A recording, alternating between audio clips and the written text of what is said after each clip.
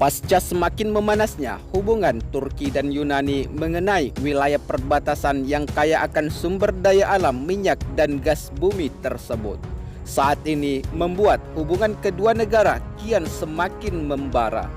Pasalnya, kedua negara NATO ini sama-sama telah memiliki negara pendukung di dalam mempertahankan wilayah perbatasan atau zona ekonomi eksklusif di wilayah Laut Mediterania. Selain itu, militer Yunani kini dilanda kepanikan sebab manuver perang yang Yunani buat di wilayah perbatasan membuat Turki mulai meradang. Pasalnya, Yunani terlalu percaya diri lantaran didukung oleh Prancis untuk membendung pergerakan Turki. Namun, secara mendadak rencana Yunani untuk memprovokasi Turki seakan berbalik lantaran armada tempur Rusia berlayar menuju Laut Mediterania untuk latihan perang yang juga menjadi negara sahabat Turki. Selain itu, pasca Yunani melakukan aksi manuvernya bersama Prancis dan beberapa negara sahabatnya untuk menggertak Turki, kini giliran militer Turki yang bergerak dengan mengerahkan 40 unit main battle tank ke wilayah perbatasan antara Turki dan Yunani.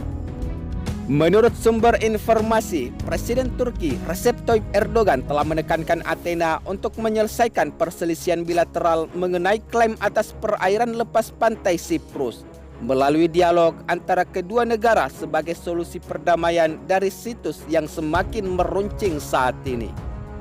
Sementara dari sisi lain, Wakil Menteri Pertahanan Yunani Stelios Petsas telah menyatakan bahwa Athena tidak dapat mengkonfirmasi jika 40 unit tank tempur MBT Turki yang sedang dikirim ke wilayah perbatasan Yunani.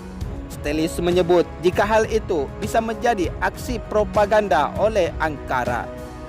Namun, menurut laporan yang dikutip oleh Berita Ikhlas Turki dan Galam Media News pada Senin 7 September 2020 kemarin, Ankara telah mulai mengerahkan kembali pasukannya yang saat ini ditempatkan di Tenggara, yaitu tepatnya di wilayah perbatasan Suriah, serta memindahkan sekitar 40 unit tank tempurnya ke wilayah perbatasan Yunani.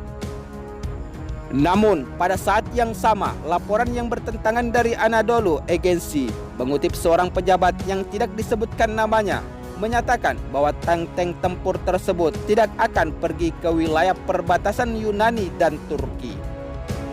Sebab pengerahan kembali kendaraan lapis baja tersebut dilaporkan telah diatur sebelumnya beberapa waktu yang lalu dan tidak terkait dengan perselisihan yang sedang berlangsung antara Athena dan Ankara mengenai wilayah teritorial kedua negara yang kian memanas.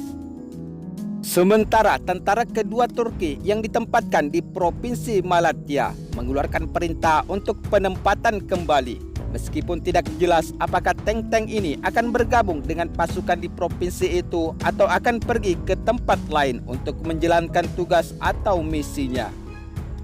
Selain itu, pasca pengiriman 40 unit alutsista tank tempur Turki, pihak Kementerian Pertahanan Turki belum mengkonfirmasi salah satu laporan yang bertentangan dari media pemberitaan tersebut hingga saat ini.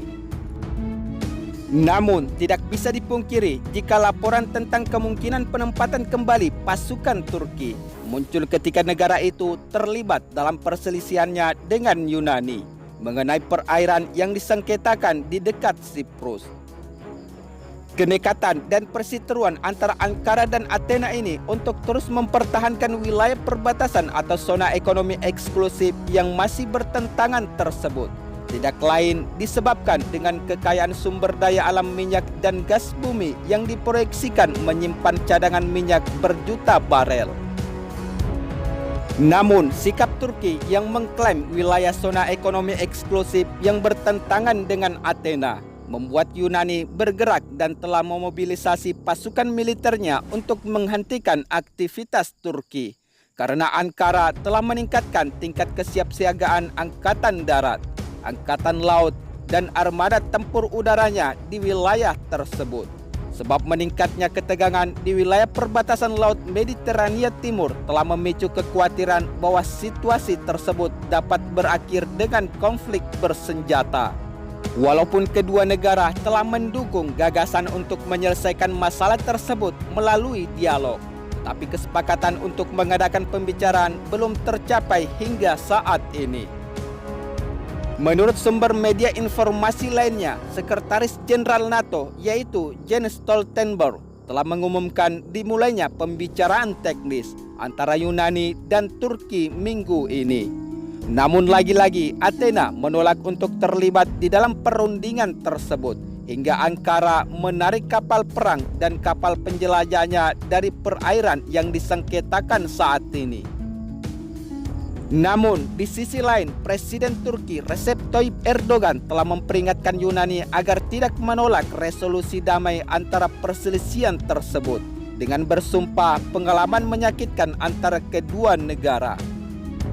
Sementara Ketua Partai Gerakan Nasional Turki Devlet Bahçeli mendeklarasikan perang dengan Yunani hanya masalah waktu. Apalagi Turki selalu berambisi mempertahankan atas hak historisnya di wilayah Laut Mediterania Timur, walaupun hingga saat ini belum menemukan titik pengakuan dari Yunani.